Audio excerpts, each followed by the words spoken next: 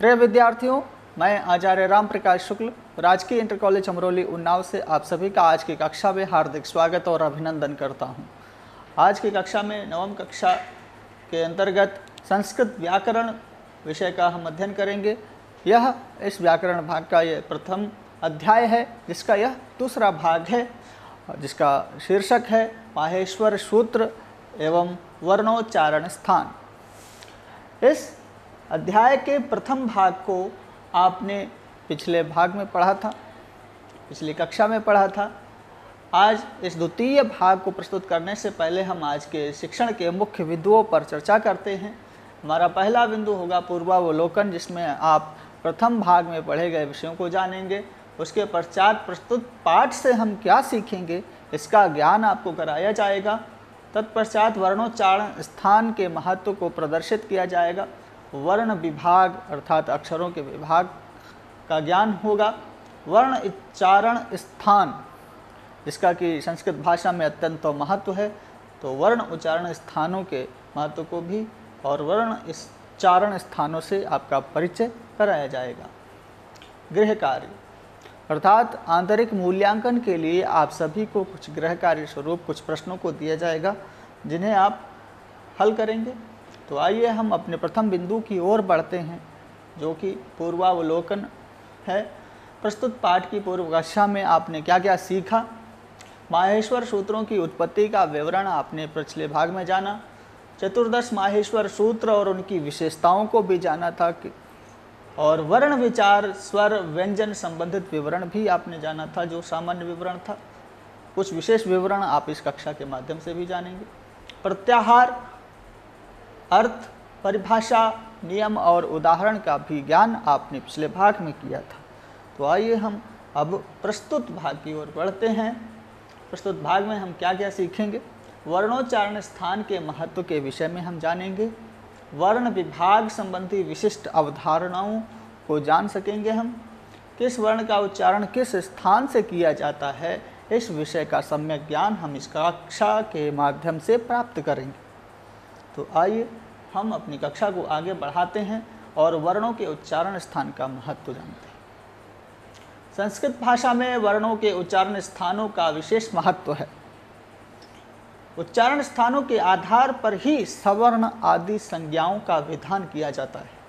उच्चारण स्थानों का ज्ञान होने से शुद्ध वर्णोच्चारण की सामर्थ्य विकसित होती है। तो इस प्रकार से शुद्ध उच्चारण का संस्कृत भाषा में अत्यंत महत्व है। तो अब हम उच्चारण स्थान चूँकि वर्णों का होता है, तो वर्ण विभाग के विषय में भी जानकारी प्राप्त करते हैं। तो वर्णों के विभाग में हम जब जानकारी प्राप्त करते हैं, तो वर्णों को दो भागों में मुख्य रूप से विभाजित किया गया है। तो स्वर हुए, फिर व्यंजन हुए। पहले हम स्वर के विषय में जानते हैं, स्वर का अर्थ क्या होता है, परिभाषा एवं उसके प्रकार क्या होता है। तो स्वयं राजन्ते इति स्वराः अर्थात जो स्वयं सुशोभित हो सकें उन्हें स्वर कहा जाता है। यही इसका व्युत्पत्ति परक अर्थ होता है। जिन वर्णों के, अब यहाँ पर परिभाषा बता रहे हैं, जिन वर्णों के उच्चारण बिना किसी सहायता के किए जा सकें उन्हें स्वर अथवा अच कहते हैं। स्वर तीन प्रकार के होते हैं, जैसे कि उदात्त, अनुदात्त और स्वरित।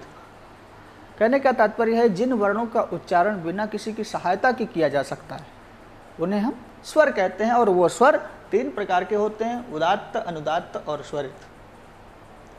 तो यहाँ पर स्वरों की तीन मात्राएं भी होती हैं, उनको विषय में भी बता रहे हैं। मात्रा, वर्णों के उच्चारण में लगने वाले काल को मात्रा कहते हैं। अर्थात वर्ण को उच्चारण करते समय जब जो समय लगता है उसको मात्रा कहा जाता है। मात्राएं तीन प्रकार की होती हैं, ह्रस्व, दीर्घ और प्लुत।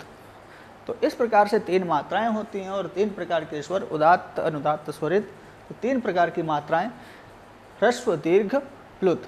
तो ह्रस्व जो होता है वो एक मात्रिक होता है, दीर्घ द्विमात्रिक होता है, प्लुत त्रिमात्रिक होता है।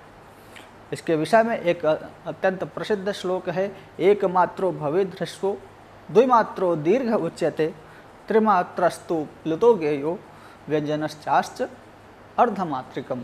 तो इस प्रकार से जो ह्रस्व होता है एक मात्रिक होता है और दीर्घ द्विमात्रिक होता है, और प्लुत जो वर्ण होता है वो त्रिमात्रिक होता है और व्यंजन अर्धमात्रिक होता है। यह इस श्लोक का भाव है।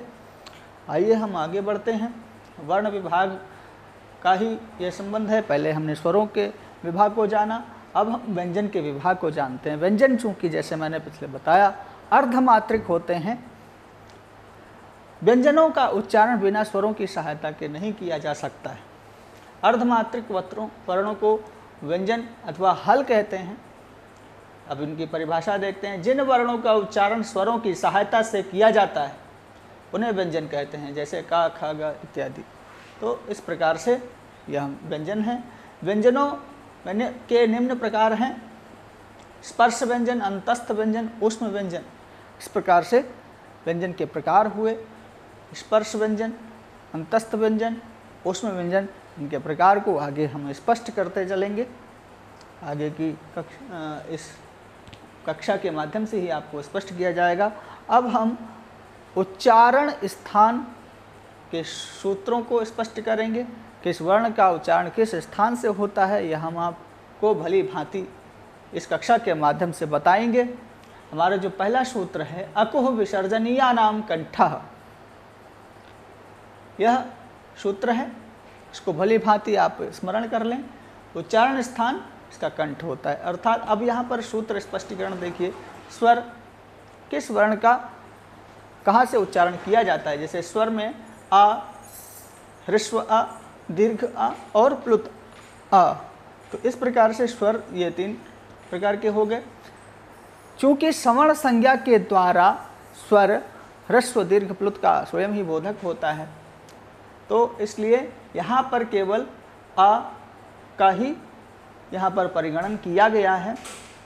व्यंजन में का, ख, ग, घ, ङ, ह और विसर्ग, इनका उच्चारण स्थान कंठ होता है। तो स्वरों में जिनका उच्चारण स्थान कंठ होता है वह आ स्वर है, ठीक।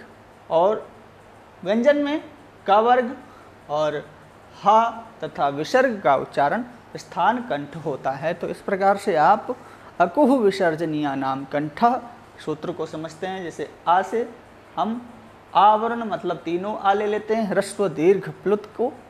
उसके पश्चात कु से कवर्ग आप देख सकते हैं, का, ख, ग, घ, ङ, इस प्रकार से कवर्ग हो गया। उसके बाद हा यहाँ पर स्थित है, हा का भी उच्चारण स्थान कंठ है। और विसर्ग, जैसे कि हम रामः लिखते हैं तो आगे विसर्ग लगाते हैं, तो उसका उच्चारण स्थान भी कंठ होता है। तो इस प्रकार से कंठस्थानीय वर्णों को कंठ कहा जाता है। अब हम आगे बढ़ते हैं, अन्य वर्णों के उच्चारण स्थान भी जानते हैं। अगला सूत्र है इचु यशा नाम तालु। अब यहाँ पर उसी प्रकार से इस सूत्र का स्पष्टीकरण भी किया जाएगा। जैसे उच्चारण स्थान तालु, तालु उच्चारण स्थान किन वर्णों का होता है यहाँ पर स्पष्ट कर रहे हैं। स्वर कौन कौन से हैं जो तालु के द्वारा बोले जाते हैं। जैसे देखें, ई और दीर्घ ई तथा प्लुत ई, यहाँ पर इसका उच्चारण किया। सूत्र में निर्देश केवल ह्रस्व ई का है, परंतु सवर्ण संज्ञा के माध्यम से दीर्घ और प्लुत का बोध अपने आप ही हो जाता है। तो स्वर में ई वर्ण जो है, ई स्वर जो है, उसका उच्चारण स्थान तालु होता है। व्यंजन में चलते हैं तो च वर्ग, चू से च वर्ग लेते हैं। च वर्ग में चा, छ, ज, झ, ञ, इन वर्णों का उच्चारण स्थान तालु है। और उसके बाद या और शा का उच्चारण स्थान भी तालु है। तो तालु स्थानीय वर्णों को तालव्य कहा जाता है। तो इस प्रकार के तालव्य वर्णों को भी हमने जाना। अब हम आगे बढ़ते हैं। अगला सूत्र है ऋतु रसाणा मूर्धा। सूत्र को कंठस्थ करते चलें, आप स्पष्ट भी हो जाएंगे। उच्चारण स्थान मूर्धा, मूर्धा स्थान के जो वर्ण हैं उनको मूर्धन्य भी कहा जाता है। जैसे देखें, स्वर में कौन से वर्ण, कौन से स्वर हैं जो मूर्धा से बोले जाते हैं। जैसे री, और यहाँ पर चूँकि यह द्वादश प्रकार का होता है, इसलिए इसका जो ह्रस्व का अभाव होता है, दीर्घाभाव। इसके व्यंजन में जाएंगे तो ट वर्ग, टा, ठा, डा, ढा, ड़ा, रा और शा। यानी कि व्यंजन में जो ट वर्ग है उसका उच्चारण स्थान तालु होता है, टा, ठा, डा, ढा, ड़ा। और उसके पश्चात रा और शा का उच्चारण स्थान भी क्या होता है, मूर्धा होता है। अब देखें कि यहाँ पर मूर्धा स्थानीय वर्णों को बता रहे हैं, तो इन मूर्धन्य वर्णों को देखते हैं। ऋतु रसाणाम मूर्धा, तो रि वर्ण और ट वर्ग और रा और शा का उच्चारण स्थान मूर्धा होता है। ऋतु लशानाम दंतः, अर्थात दंत्य स्थानीय वर्णों का उच्चारण स्थान।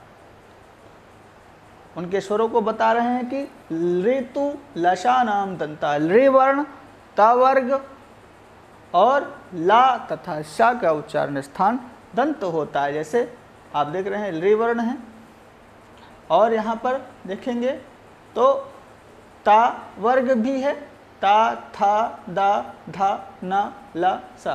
यहाँ पर आप देख रहे होंगे कि यहाँ पर अन्य स्वरों को तीन ह्रस्व दीर्घ प्लुत का निर्देश किया गया है, यहाँ पर रि में उसका निर्देश नहीं किया गया है।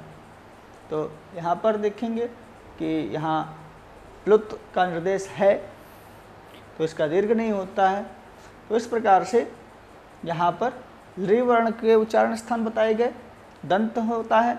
यहाँ पर आप सामान्य रूप से समझें, जब आप व्याकरण शास्त्र में आगे प्रवेश करेंगे तो इनके विषय में भी और जानेंगे कि प्लुत वर्ण क्यों नहीं होते हैं, ऋकार का ऐसे करके ऋकार का क्या नहीं होता है, तो आप उसके माध्यम से जान सकेंगे। उच्चारण स्थान दंत, दंत्य स्थानीय वर्ण कौन कौन से हैं, ता, था, दा, धा, ना, फिर उसके बाद ला और शा का उच्चारण स्थान दंत होता है।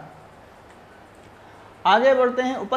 उपपद्मनीया नाम ओष्ठौ, ओष्ठ स्थानीय वर्णों का यहाँ पर संकेत कर रहे हैं इस सूत्र के माध्यम से। स्वर में कौन कौन से हैं, उ ह्रस्व दीर्घ प्लुत का सवर्ण संज्ञा के द्वारा बोध हो जाता है। व्यंजन में पा वर्ग, पा, फा, बा, भा, मा, इनका उच्चारण स्थान ओष्ठ होता है।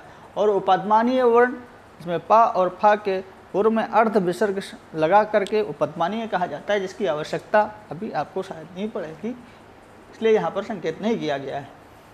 उसके बाद ओष्ठ स्थानीय वर्णों को जान करके हम दूसरे सूत्र की ओर बढ़ते हैं। जैसे आप उच्चारण इन वर्णों को बोल करके भी दे सकते हैं। जैसे हम पा बोलते हैं तो हम ओष्ठ को मिलाते हैं, तब जा करके पा का उच्चारण होता है। इसी प्रकार से हर एक वर्ण का अपना उच्चारण स्थान होता है।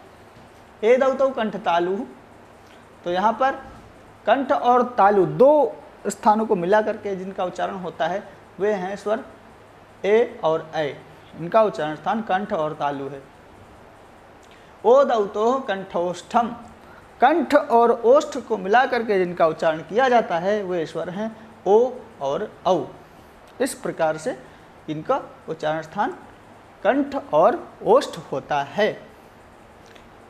तो इन वर्णों का उच्चारण स्थान जाना। फिर उसके बाद वकार, वकार का उच्चारण स्थान क्या होता है, वकारस्य दंतोष्ठम, अर्थात यहाँ सूत्र के माध्यम से बताया कि वकार का उच्चारण स्थान दंत और ओष्ठ होता है। यहाँ पर आप देख सकते हैं संकेत में व्यंजन है या वकार का उच्चारण स्थान दंत और ओष्ठ है। नासिका अनुस्वारस्य, अर्थात अनुस्वार का उच्चारण स्थान नासिका है, नासिका से उसका उच्चारण किया जाता है। यह अनुस्वार यमंगणना नाम नासिका च। अब यहाँ पर प्रत्येक वर्ग के पंचम अक्षर को संकेत किया गया है जिसका उच्चारण स्थान नासिका होता है। जैसे या, मा, ङ, ण और न, इन वर्णों के उच्चारण स्थान नासिका के माध्यम से किए जाते हैं। इनको नुनासिक के वर्ण भी कहते हैं। तो ये नासिक के वर्ण हो गए, इनका उच्चारण स्थान चूँकि नासिका के माध्यम से होता है। तो इस प्रकार से आपने देखा। आगे जिह्वा मूलीय से जिह्वा मूलम, अर्थात जिह्वा मूलीय वर्णों का उच्चारण स्थान जिह्वा के मूल भाग से किया जाता है। जब का और खा में अर्ध विसर्ग लगाते हैं पूर्व में तो वह जिह्वा मूलीय कहलाते हैं। जब आप व्याकरण के अन्य भागों को पढ़ेंगे तो आपको यह बात समझ में आएगी। अब हम इन सभी वर्णों को किन भागों में व्यक्त किया गया है, इनके उच्चारण स्थान क्या हैं, यह आपको इस तालिका के माध्यम से स्पष्ट कर रहे हैं। जैसा कि आप देख पा रहे हैं कि यहाँ पर उच्चारण के स्थानों को लिखा गया है। उसके बाद स्वर कौन से स्वर को किस स्थान से उसका उच्चारण किया जाता है, यह आप देख रहे हैं। उसके पश्चात स्पर्श वर्ण कौन कौन से हैं, व्यंजन के विभाग बताए गए। फिर अंतस्थ व्यंजन कौन कौन से हैं, उनके विषय में बताया गया है, आप देख रहे हैं। ऊष्म व्यंजन कौन कौन से हैं, उनके विषय में भी बताया गया। अयोगवाह किसे कहते हैं, यह आप व्याकरण में जब आगे बढ़ेंगे तो अयोगवाह के विषय में भी जान सकेंगे। और संज्ञा मतलब किस स्थान से बोलने वाले वर्ण को क्या कहा जाता है, यह संज्ञा भी यहाँ पर निर्धारित की गई है। तो आप देख रहे हैं कि जिस प्रकार से यहाँ पर स्पष्ट संकेत किया गया है, आपको हम स्पष्ट करना चाहेंगे। यहाँ पर आप उच्चारण स्थान देख रहे हैं, स्थान है कंठ। कंठ में देखिए ये स्थान आप देख रहे हैं, स्थान लिखा हुआ है, उच्चारण स्थान, इसके माध्यम से समझेंगे आप।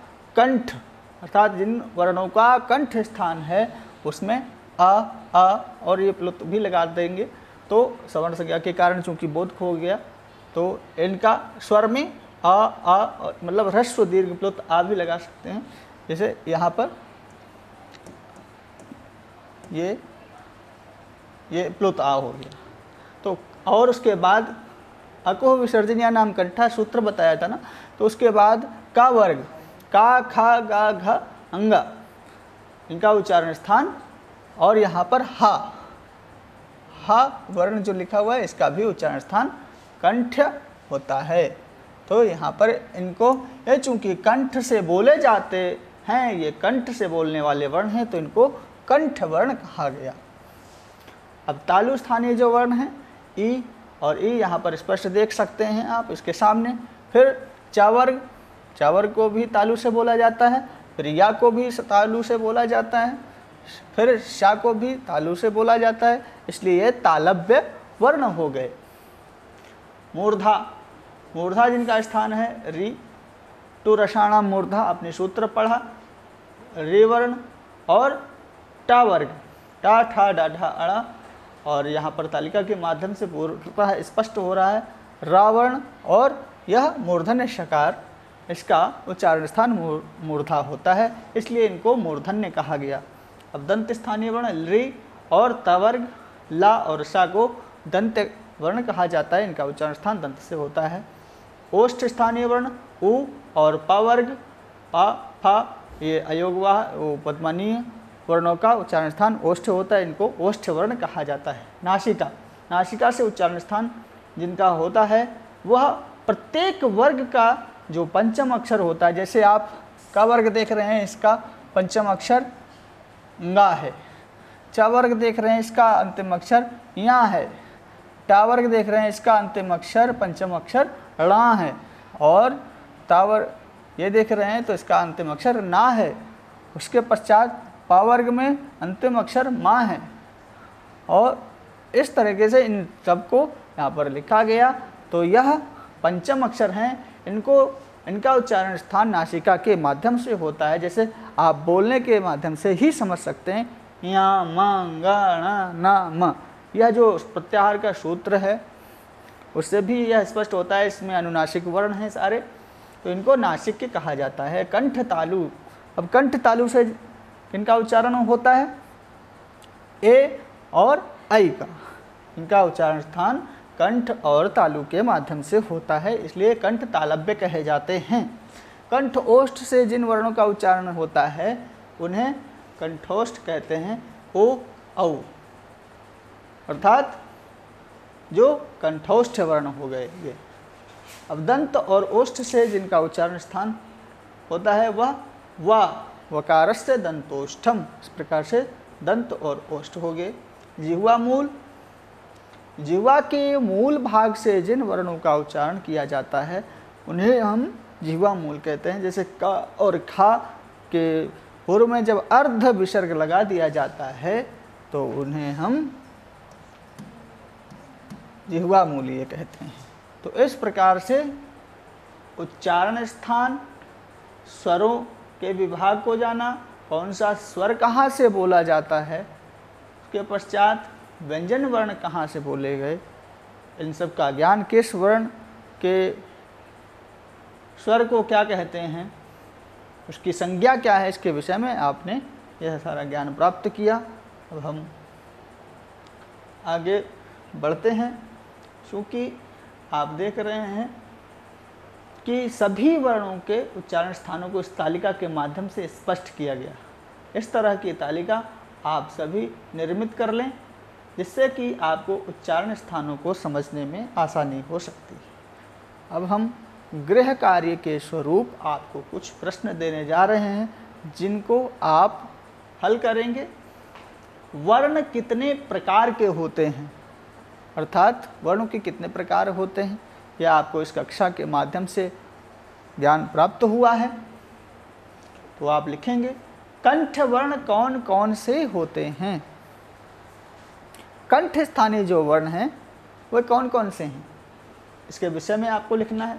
नासिका से उच्चारण किए जाने वाले वर्णों के नाम लिखिए, अर्थात जिनका उच्चारण स्थान नासिका होता है, जैसा कि आपको अभी तालिका में भी स्पष्ट किया गया है।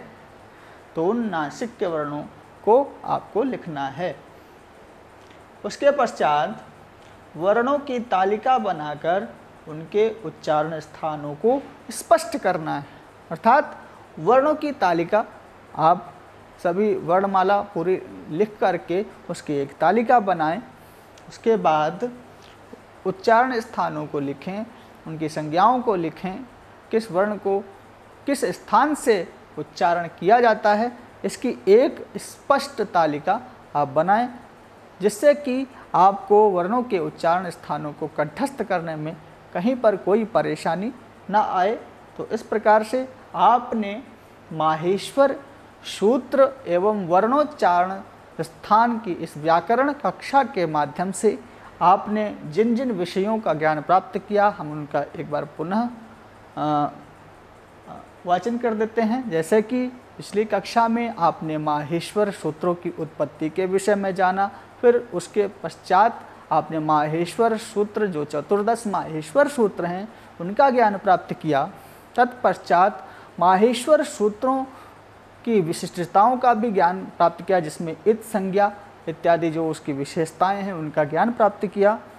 और तदनंतर माहेश्वर सूत्रों से निर्मित होने वाले प्रत्याहारों के विषय में जाना, प्रत्याहार के अर्थ को जाना, उसके परिभाषा को जाना, प्रत्याहार बनाने के नियमों को जाना तथा उनके उदाहरणों को भी आपको हमें स्पष्ट किया गया। किस प्रकार से आपको अच, वल, वल, हल, रल इत्यादि प्रत्याहारों को स्पष्ट करके भी निर्देशित किया गया, बताया गया, जिससे कि आपको हृदयंगम हो सके। फिर प्रत्याहार के पश्चात वर्णोच्चारण स्थान का परिचय आपको प्राप्त कराया गया। उसके पश्चात वर्ण कितने प्रकार के होते हैं, स्वर कौन सा स्वर किस स्थान से बोला जाता है, और व्यंजन वर्णों के क्या विभाग हैं, स्वर कितने प्रकार के हुए, उदात्त, अनुदात्त स्वर, तीन स्वरों को बताया गया। तत्पश्चात आपको व्यंजन के विभाग, मात्राओं के विषय में भी आपको बताया गया, दीर्घ, ह्रस्व, दीर्घ, प्लुत इत्यादि। व्यंजन के विषय में स्पर्श व्यंजन, अंतस्थ व्यंजन, ऊष्म व्यंजन के विषय में बताया गया और तालिका के माध्यम से आपको स्पष्ट किया गया।